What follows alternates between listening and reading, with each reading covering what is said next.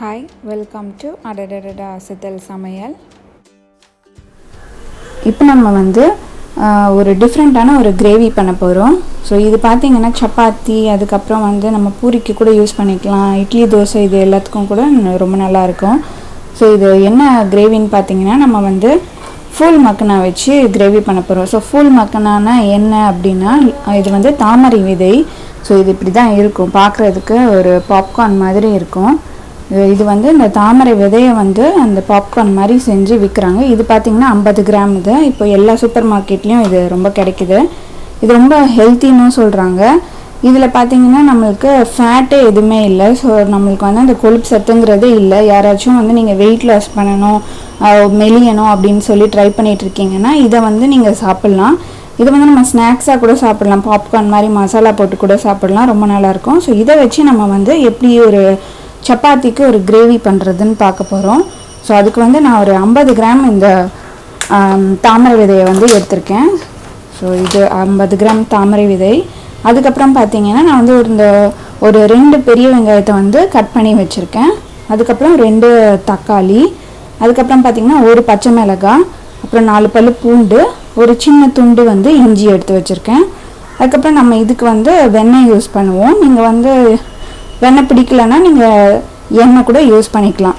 அதுக்கப்புறம் பார்த்திங்கன்னா இது வந்து மசாலா அரைக்கிறதுக்கு இதில் வந்து ஒரு 20 போல் ஒரு முந்திரி, அதுக்கப்புறம் ஒரு அரை டீஸ்பூன் போல் வந்து கசகசா எடுத்திருக்கேன். அதுக்கப்புறம் இதில் பார்த்திங்கன்னா பட்டை, அப்புறம் கிராம்பு, அதுக்கப்புறம் பார்த்திங்கன்னா சோம்பு, ஒரு ஏலக்காய் இதெல்லாம் வச்சுருக்கோம். நம்ம கரம் மசாலாவும் சேர்ப்போம். அதுக்கப்புறம் வந்து ஒரு டீஸ்பூன் வந்து கரம் மசாலா. அதுக்கப்புறம் இது வந்து பார்த்திங்கன்னா காஷ்மீரி சில்லி பவுடர் எடுத்திருக்கேன். நம்ம ஏற்கனவே பச்சை மிளகாவும் யூஸ் பண்ணுறோம். ஸோ நம்ம வந்து காரத்துக்கு எவ்வளோ தேவைன்னு பார்த்துட்டு இதை வந்து சும்மா கலருக்காக தான் நம்ம இதை யூஸ் பண்ணுறோம். இப்போ நம்ம வந்து இந்த கிரேவி செய்ய ஆரம்பிச்சிடலாம். இதுக்கு நான் ஸ்டவ்வில் வந்து ஒரு கடாய் வச்சுருக்கேன். நம்ம வந்து ஸ்டவ் ஆன் பண்ணிக்கலாம்.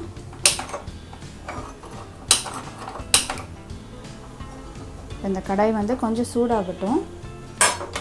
இப்போ இதில் வந்து ஒரு அரை டீஸ்பூன் போல் நான் வந்து வெண்ணெய் சேர்க்குறேன்.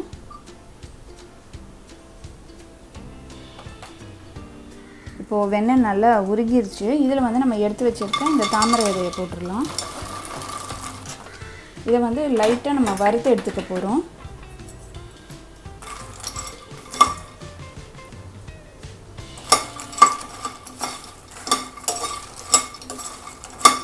ஜஸ்ட் ஒரு 2 நிமிஷத்துக்கு சும்மா இந்த சூட்டில் வறுத்து எடுத்துக்கிட்டால் போதும்.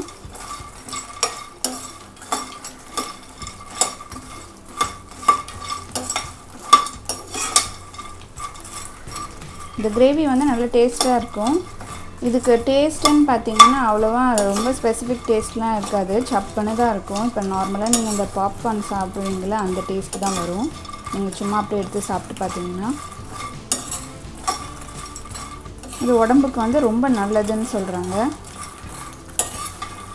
இதை வந்து ஒரு 2 நிமிஷம் வறுத்து எடுத்துக்கலாம்.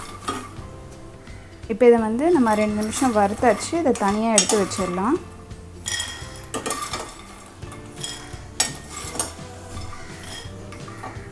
இப்போ அதே பேனில் வந்து நான் ஒரு டீஸ்பூன் போல் வெண்ணெய் போட்டுருவேன். இப்போ வெண்ணெய் கொஞ்சம் உருகட்டும். இப்போ வந்து வெண்ணெய் நல்லா உருகிருச்சு. இதில் நம்ம எடுத்து வச்சுருக்கேன் இந்த பட்டை, கிராம்பு, ஏலக்காய், அப்புறம் வந்து சோம்பு இதெல்லாம் வந்து நம்ம சேர்த்துடலாம். லைட்டாக வதக்கிக்கோங்க.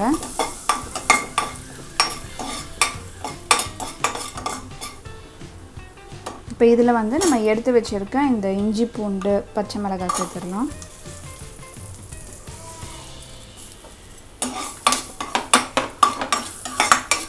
இதையும் வந்து லைட்டாக வதக்கிடலாம். இது எல்லாத்தையும் வந்து நம்ம வதக்கிட்டு அரைக்க போகிறோம். அதனால் நீங்கள் இஞ்சி, பூண்டெல்லாம் வந்து முழுசாகவே சேர்த்துக்கலாம். இப்போ இதில் வந்து நான் வெங்காயத்தை சேர்த்துட்றேன்.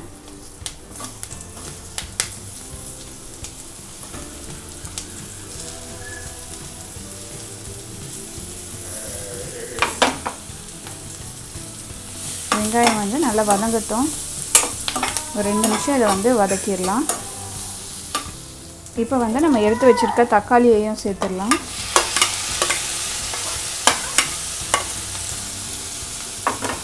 இதையும் வந்து நல்லா வதக்கிடலாம். நீங்கள் பெரிய பெரிய பீஸாக கூட கட் பண்ணிக்கலாம், ஏன்னா நம்ம அரைக்க தான் போகிறோம். இந்த தக்காளியும் சேர்ந்து ஒரு 2 நிமிஷம் வதங்கட்டும். இப்போ இதில் வந்து நம்ம கொஞ்சமாக உப்பு சேர்த்துக்கலாம். அதுக்கப்புறம் நம்ம கிரேவி பண்ணும்போது கூட உப்பு அட்ஜஸ்ட் பண்ணிக்கலாம். இது வதங்கிறதுக்கு மட்டும் கொஞ்சம் லைட்டாக உப்பு சேர்த்துக்கலாம். இது வதங்கட்டும். இப்போ தக்காளி நல்லா வதங்கிருச்சு. இப்போ இதில் வந்து நம்ம எடுத்து வச்சுருக்க இந்த முந்திரியையும் கசகசாவையும் சேர்த்துடலாம். இது வந்து நம்மளுக்கு நல்ல க்ரீமியாக வரும், அதுக்காக தான் அந்த திக்னஸ் வர்றதுக்காக நம்ம வந்து சேர்க்குறோம். இப்போ இதையும் வந்து ஒரு 2 நிமிஷம் வதக்கிடலாம். இப்போ வந்து எல்லாமே நல்லா வதங்கிருச்சு. இப்போ நம்ம ஸ்டவ் ஆஃப் பண்ணிடலாம். ஆஃப் பண்ணிவிட்டு இதை வந்து நல்லா ஆற வச்சுட்டு நம்ம வந்து ஒரு மிக்ஸி ஜாரில் போட்டு அரைச்சிடலாம். நம்ம ஸ்டவ் ஆஃப் பண்ணிடலாம். இப்போ இது கொஞ்சம் ஆறட்டும். ஆறுனதும் நம்ம வந்து லைட்டாக தண்ணி ஊற்றி அரைச்சிக்கலாம். இப்போ இதை வந்து நம்ம ஒரு மிக்ஸி ஜாரில் போட்டுடலாம்.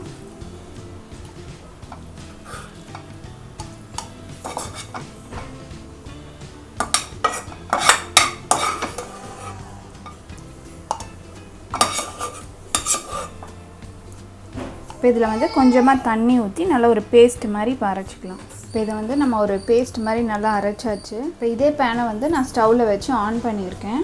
இப்போ இதில் வந்து நம்ம கொஞ்சம் வெண்ணெய் சேர்த்துடலாம்.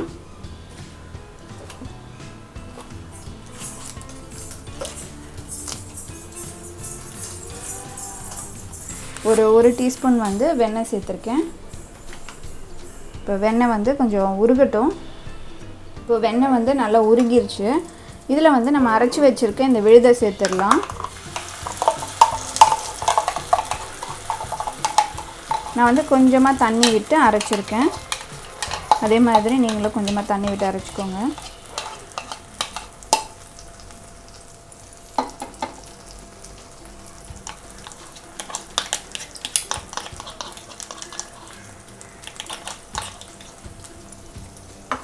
இப்போ இதை வந்து கொஞ்சம் நம்ம வதக்கிடலாம். அது லைட்டாக வதங்கட்டும். நம்ம ஏற்கனவே வதக்கி தான் போட்டிருக்கோம், அதனால் பச்சை வாசம்லாம் அவ்வளோ ரொம்ப வராது. ஒரு நிமிஷம் மட்டும் வதக்கிடுங்க. இப்போ இதில் வந்து நம்ம எடுத்து வச்சுருக்க இந்த கரம் மசாலாவையும் சில்லி பவுடரையும் போட்டுடலாம். 1 டேபிள் ஸ்பூன் வந்து கரம் மசாலா, சில்லி பவுடர் கொஞ்சமாக போட்டுக்கோங்க. காரத்தை செக் பண்ணிவிட்டு அதுக்கப்புறம் நம்ம திரும்ப சேர்த்துக்கலாம். அது வந்து நம்ம கலருக்காக போடுறோம். காஷ்மீரி சில்லி பவுடர் போட்டிங்கன்னா வந்து உங்களுக்கு காரமே இருக்காது, கலர் வந்து நல்லா வரும். இல்லைன்னா நம்ம அரைக்கும் போது கூட அந்த காஷ்மீரி சில்லியை வந்து வறுத்துட்டு அரைச்சிக்கலாம் நம்ம. இப்போ இது ஒரு நிமிஷம் வந்து இது வதங்கட்டும், இந்த கரம் மசாலாவோட பச்சை வாசனை போடுறதுக்கு. இப்போ இதில் வந்து நம்ம கிரேவி திக்னஸ்க்கு ஏற்ற அளவுக்கு தண்ணி ஊற்றிடலாம். நல்லா மிக்ஸ் பண்ணி விட்டுருங்க. மிக்ஸ் பண்ணிவிட்டு இது நல்லா கொதி வரணும். இந்த தண்ணி மசாலா எல்லாம் மிக்ஸ் ஆகி நல்லா ஒரு திக் கிரேவியாக வர வரைக்கும் நமக்கு கிரேவி எவ்வளோ திக்னஸ் வேணுமோ அதுக்கேற்ற மாதிரி தண்ணி ஊற்றிக்கலாம்.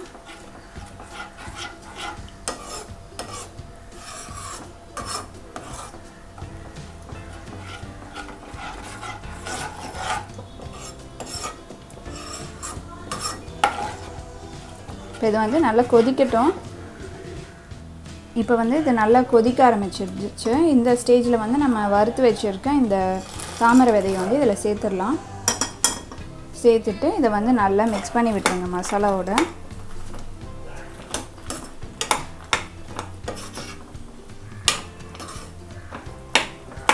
இது வந்து நான் ஒரு 2 நிமிஷம் வந்து வேகட்டும், இந்த மசாலா வந்து நல்லா அந்த தாமரை விதையில் இறங்குறதுக்கு.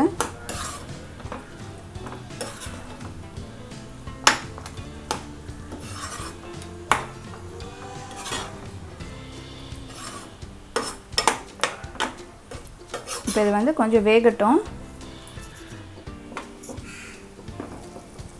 இப்போ நம்ம கிரேவி வந்து நல்லா ரெடி ஆயிடுச்சு, நல்லா கொதிச்சு எல்லா மசாலாவும் மிக்ஸ் ஆயிடுச்சு. இப்போ இதில் வந்து நம்ம நறுக்கி வச்சுருக்க கொத்தமல்லியை சேர்த்துடலாம்.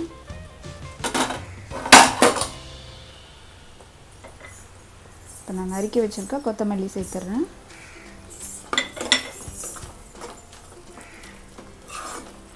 அவ்வளோதான், நம்மளோட தாமரை விதை கிரேவி வந்து தயாராகிடுச்சு. இப்போ இதை வந்து நம்ம ஒரு சர்விங் பவுலில் மாற்றிடலாம்.